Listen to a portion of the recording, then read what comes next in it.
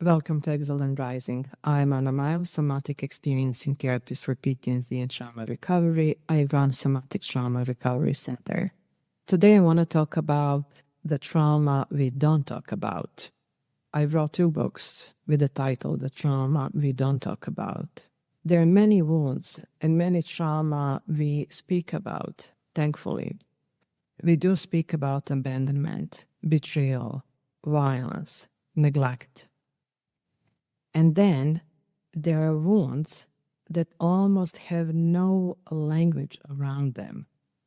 Wounds that live quietly underneath our personality. Wounds we mistake for shyness, humility, politeness, or simply, this is who I am. And today I want to speak about one of those wounds. And one of those trauma we don't talk about. Because there is a deep wound in the trauma body. And that is the wound of non-existence. Not rejection, not disagreement, not someone minimizing your experience. Something way deeper. Because someone can disagree with you and still acknowledge that you exist. Someone can invalidate your feelings and still recognize your presence. Because it's responding to you. They may argue with your thoughts, dismiss your opinions, criticize your choices. But you still get to speak, and they still get to hear you. You still get to occupy a space, to voice what matters to you. You still get to exist. But there is another place. A place where your existence itself is not even acknowledged. A place where nobody asks, how are you feeling? What do you think? What do you need? What do you want? Or what choice would you make? What is your opinion? And there are many people listening right now who never heard those questions growing up. And my heart goes to you. You might be a minority who lives in a place of non-existence, where you have never been asked, still as an adult, these questions. Growing up in a family where you haven't exist, as I said, happened to many of us, not because parents were evil, some were, or not because you lacked food or shelter. Some of us did. I did. But what's more common is living in environments, in a family system, in a small communities, in a culture, where obedience matters more than your existence. And I want to slow down here because this is very important. Do not think that trauma is only what happened to us. Trauma is also what never happened.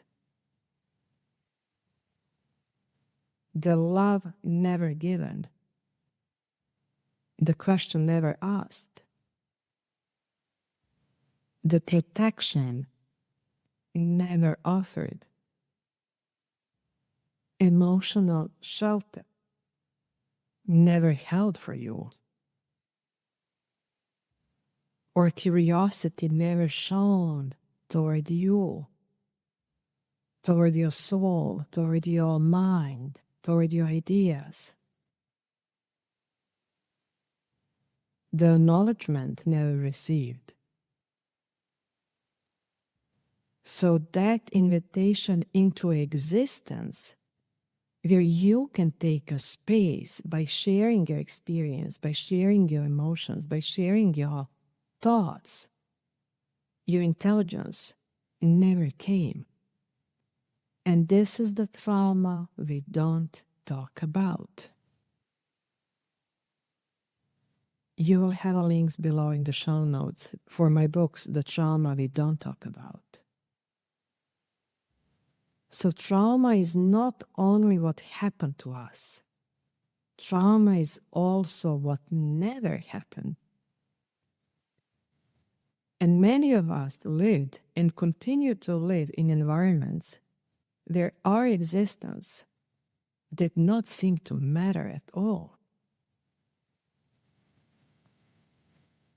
It's horrifying, devastating place to be for a child, for a teenager, for a young adult, for any adult. And what's very common, we can see this in families with authoritarian figures. A father who is authoritarian, who is only one who is deciding how things will run in the house.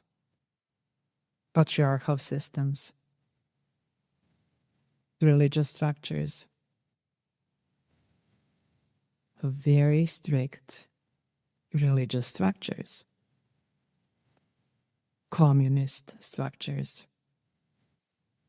boys' culture, post-colonial structures, educational systems, obedience, sport environments, obedience. So spaces where someone always knows better than you. Spaces where we always have power over you and you need to follow and you need to obey. Spaces where someone has a first name and a last name, you know who that is, who speaks for everyone. He is making the right to speak into your name, to decide for you,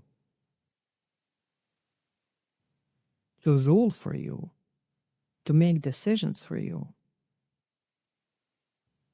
Someone who explains even God to God. We know that person, we know that guy, the authority, the expert, quote of quote, leader, the one who thinks for everyone else.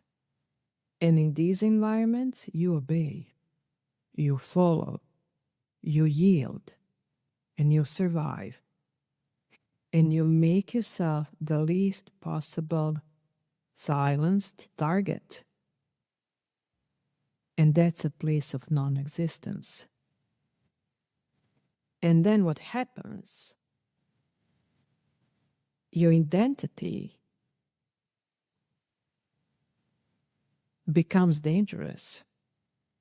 This is what we learn. Something is really wrong with our own identity, with my ethnicity, with my behavior, with my expressions, with my sexuality, with my choices, with my gender.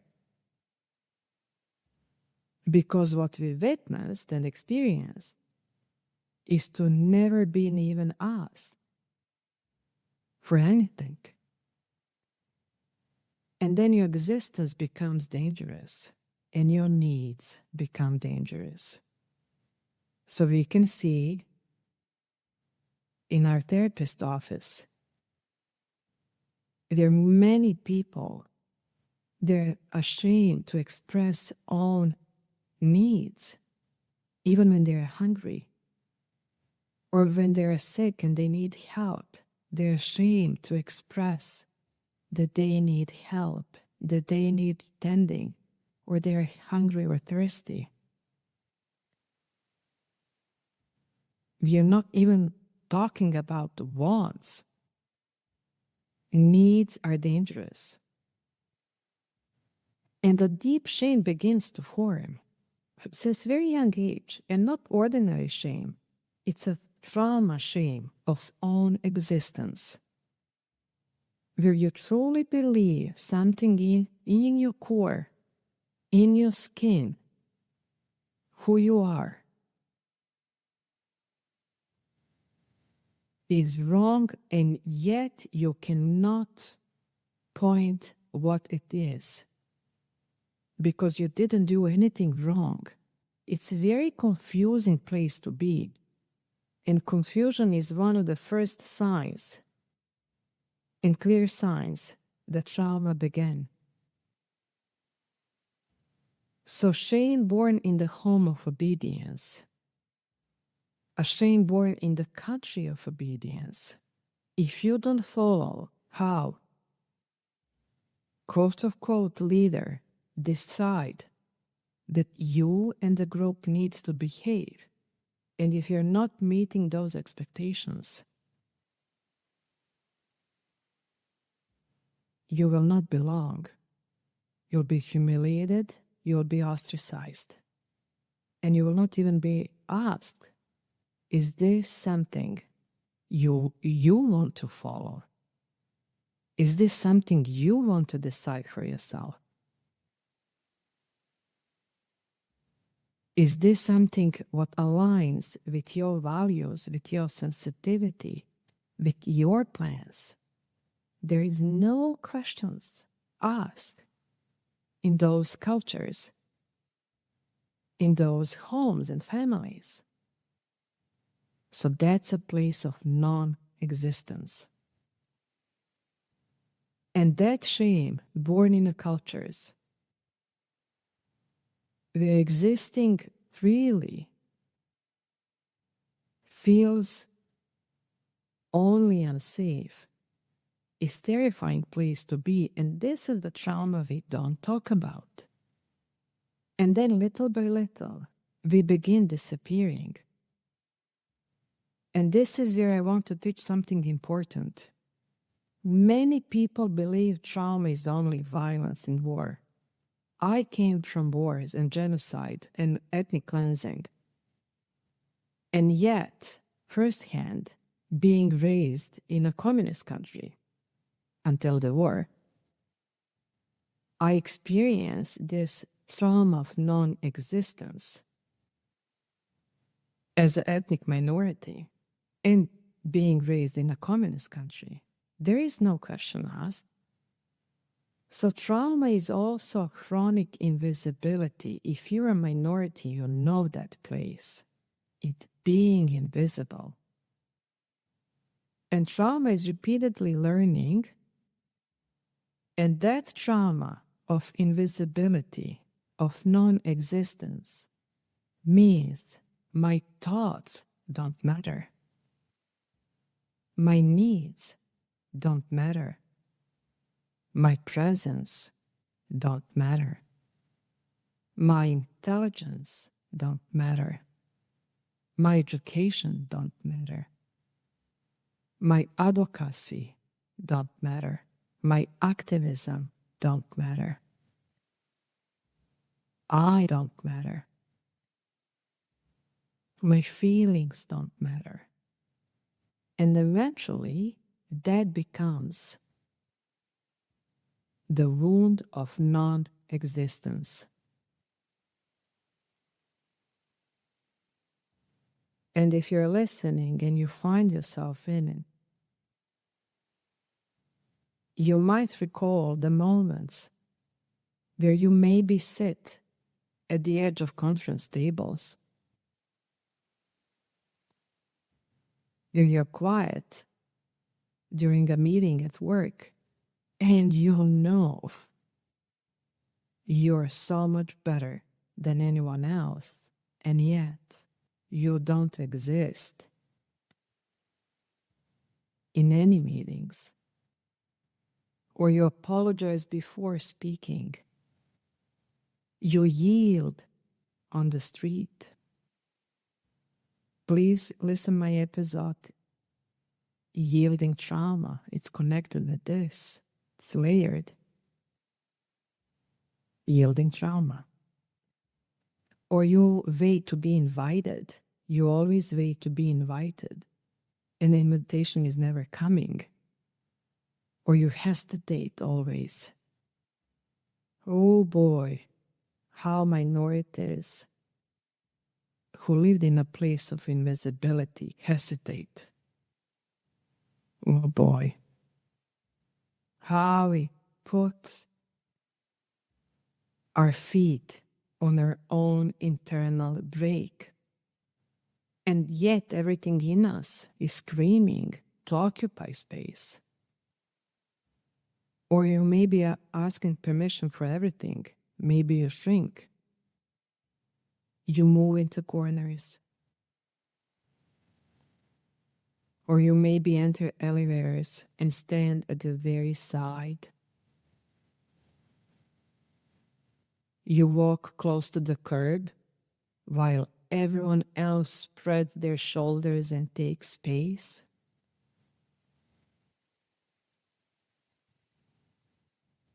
And maybe you thought this was personality, that this is just who you are, timid, shy, quiet, introvert. It's not. If you've had these experiences, this is not your personality. It's the most intelligent survival. Because one of the deepest things trauma teaches us, the safest way to exist is not to take space.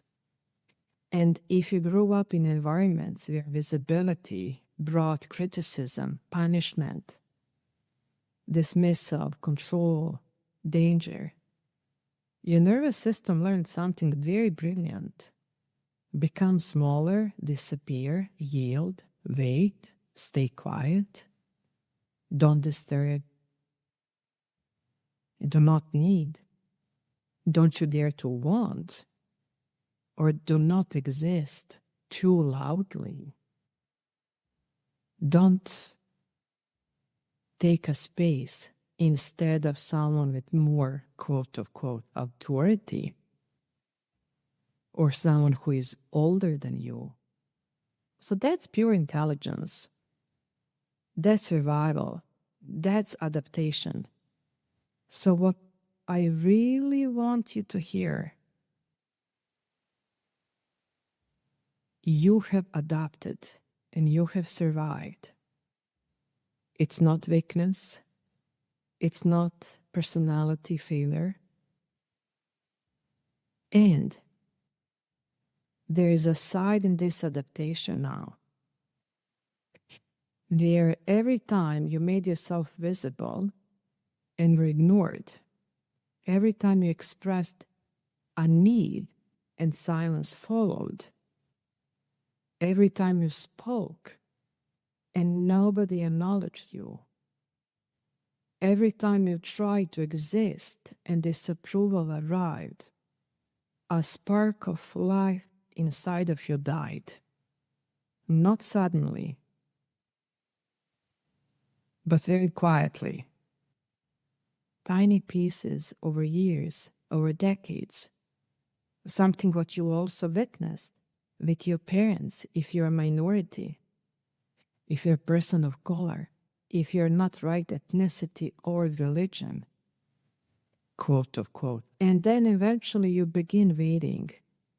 So this is something important, this, waiting for permission, waiting for approval, waiting for someone to choose for you, waiting for someone to decide for you. Still, even now you're in your 30s and 40s, 50s, 70s, you learn that others lead and you wait, that others choose, you wait, that others speak, you wait,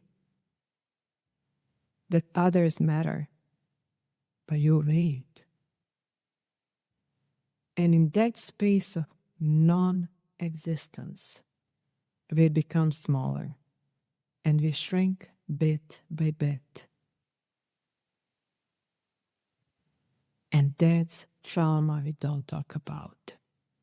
That's abuse of power. What happened to us? That's violation of our human rights. It's nothing big on outside.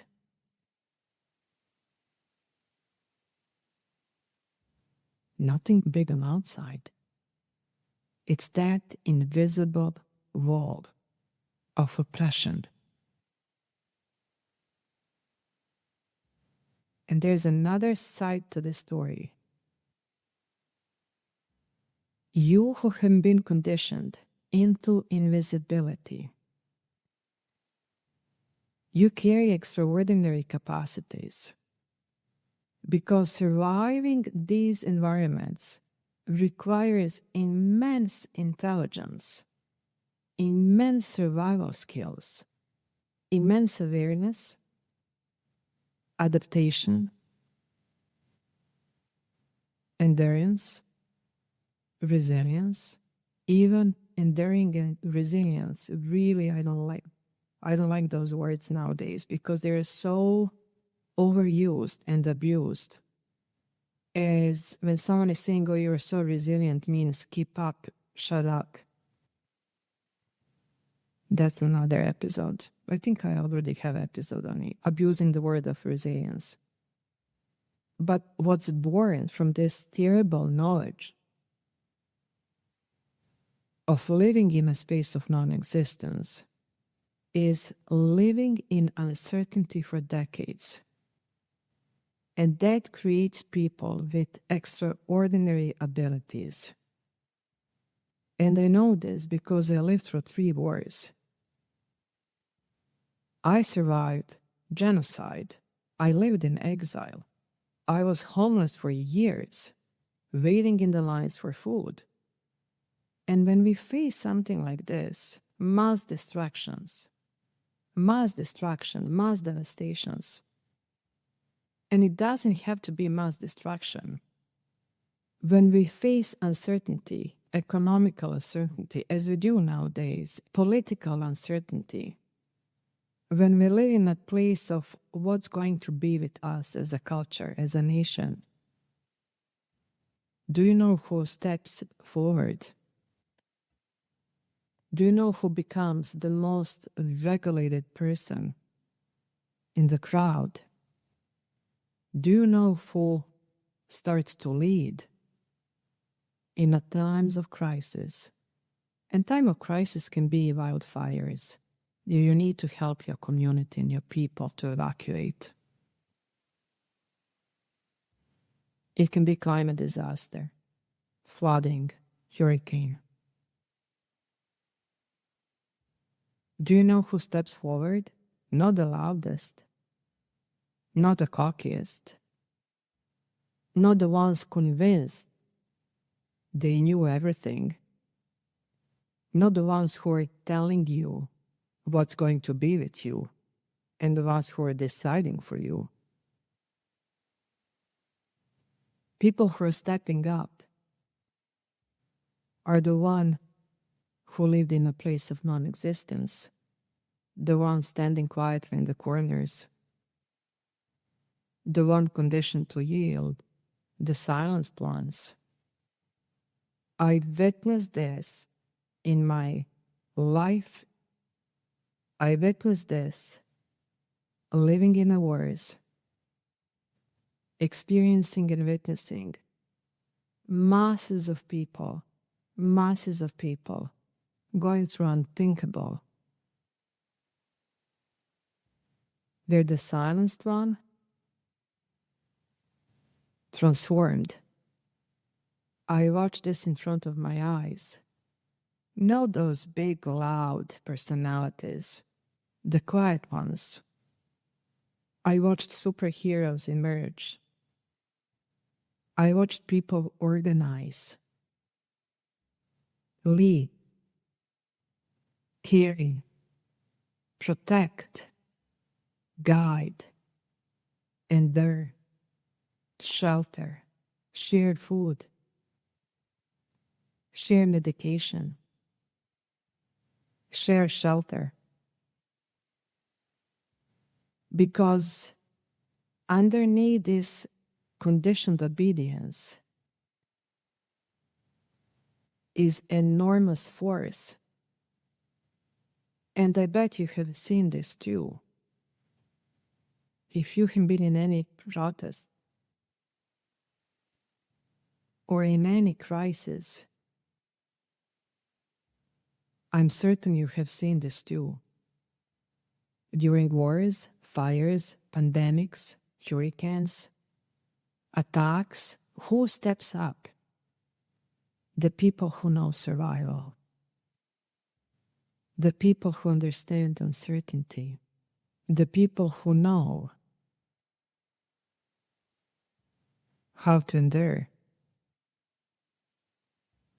The people who know what solidarity.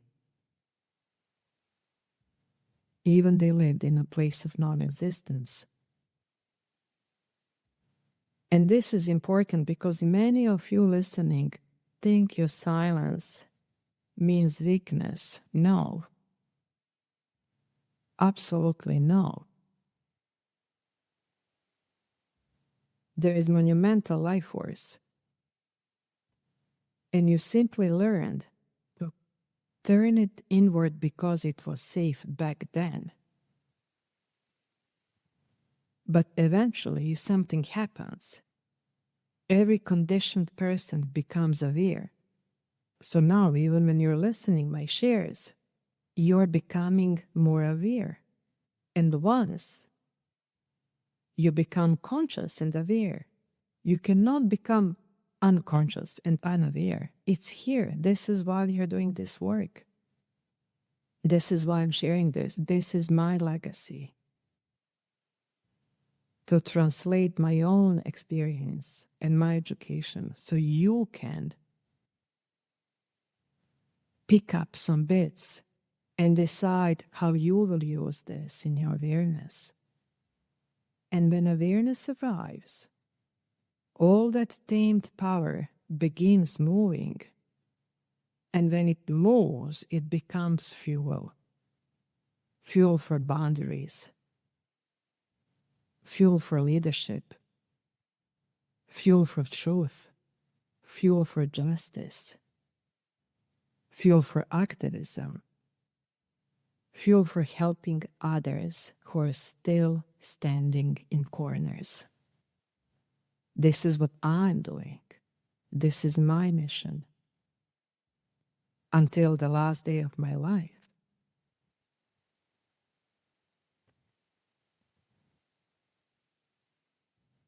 And this is your healing shifts. Because trauma recovery is not only symptom reduction. It's not only nervous system regulation. It's not only calming anxiety. Trauma recovery is also learning existence. So this is what we do. And what I teach in my programs. Please check the links below all my programs I am running. To learn to exist. Learning. I can speak. I can need. I can want. I can disagree. I can matter. I can decide. I can choose. I can take space. I can exist. And for all my colleagues, therapists listening, we can ask our clients, instead of what happened, we can ask, where were you not allowed to exist?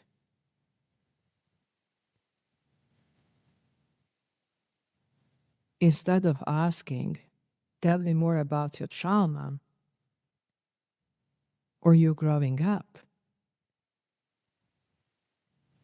ask, were your opinions welcomed? Were needs welcomed? Was disagreement safe in your home? Were you ever consulted? Were you ever asked for your opinion? Were you chosen? Or what happened when you took space? Because some wounds are not made from violence. Some wounds are made from absence.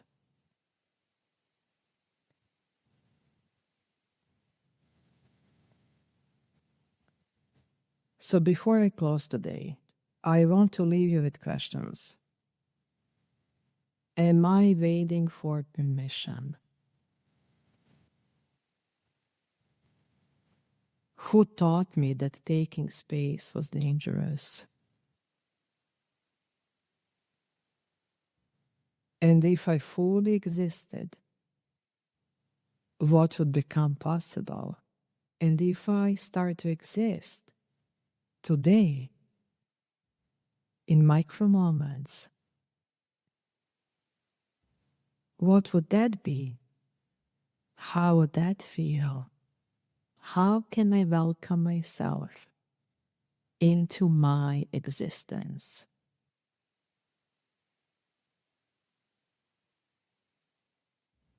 You're not the only one. There is a millions, millions, and billions of us who were placed in a place of non-existence, and millions of us who transformed that into existing, into serving, into educating, into activism, into helping. And we are here there for you.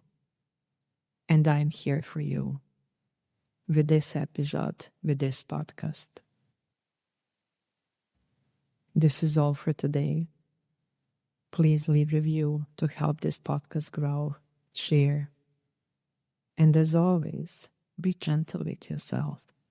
Be gentle with yourself. I'm Ana Mael. This is Exiled and Rising. Until next time, much care. Much care.